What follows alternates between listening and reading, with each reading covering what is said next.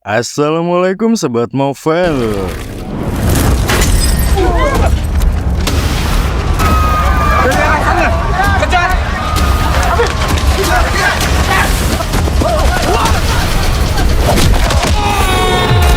Gimana kabar kalian?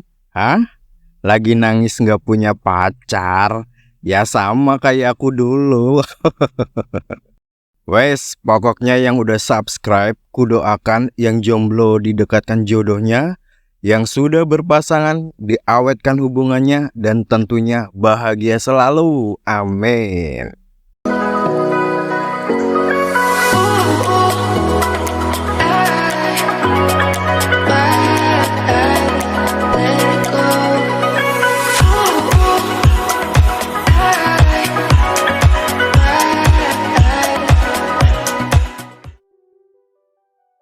Langsung aja ya. Film Malam Para Jahanam, sajian horor berdurasi 89 menit oleh Star Vision Plus yang sudah tayang di bioskop sejak 6 Desember. Filmnya disutradarai oleh Indra Gunawan.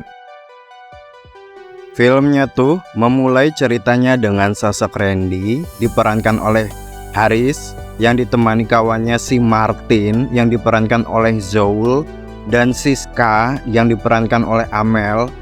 Mereka nganter jenazah kakeknya Randy ke suatu desa. Menurut wasiat yang dibuat oleh sang kakek, aku lupa nama desanya. Yang inget bisa kasih tahu di kolom komentar ya.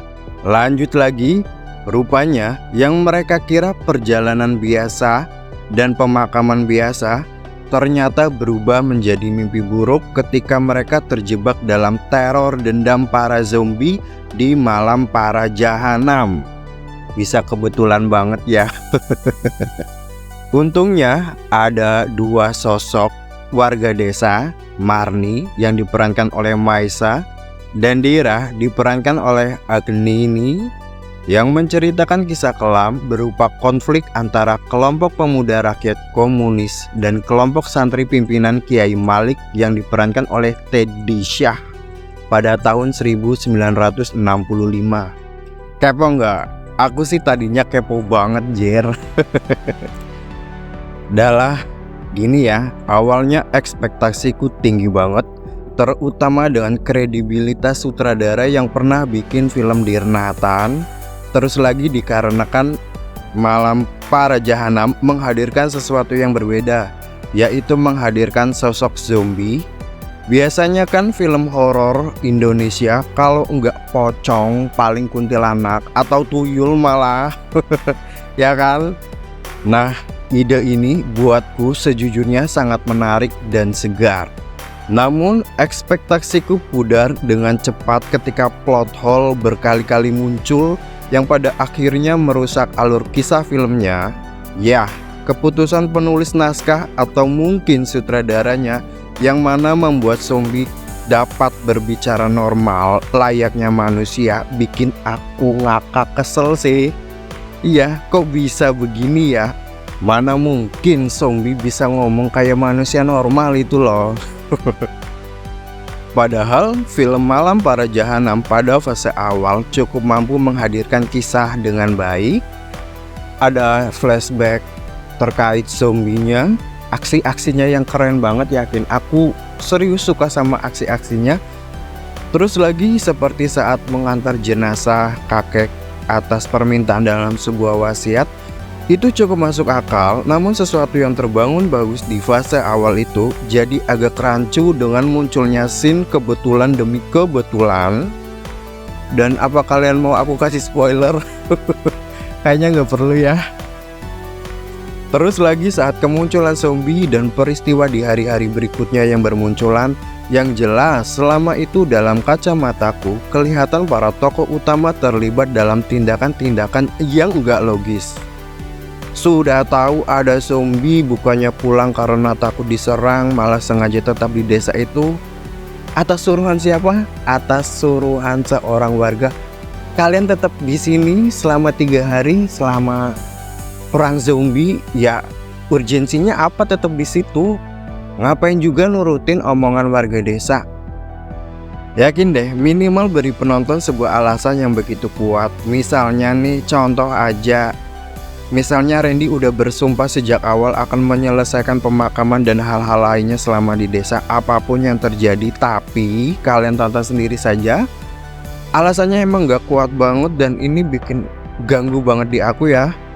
Nah ini ada lagi, terus lagi, udah tahu setiap tahun ada zombie, masa warganya betah tinggal di desa itu sampai detik ini?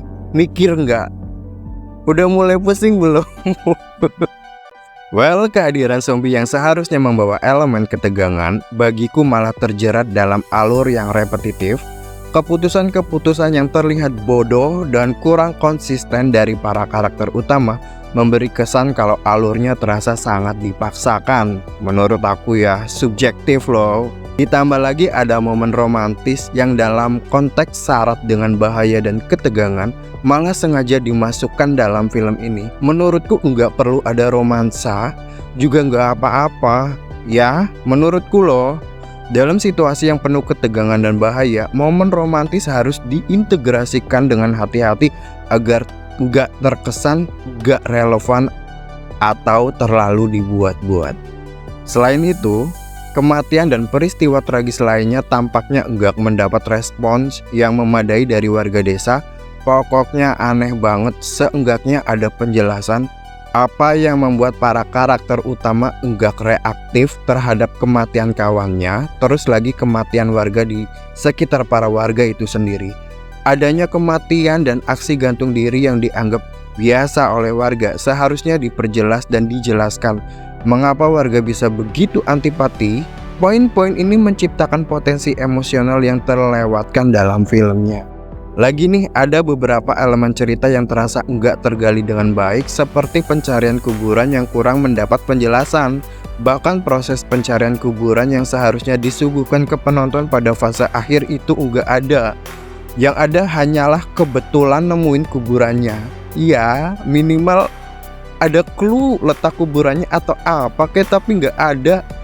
Iya, katanya juga disuruh mencari kuburan, tapi filmnya nggak ada scene nyari kuburan. Kan anjir gila ya.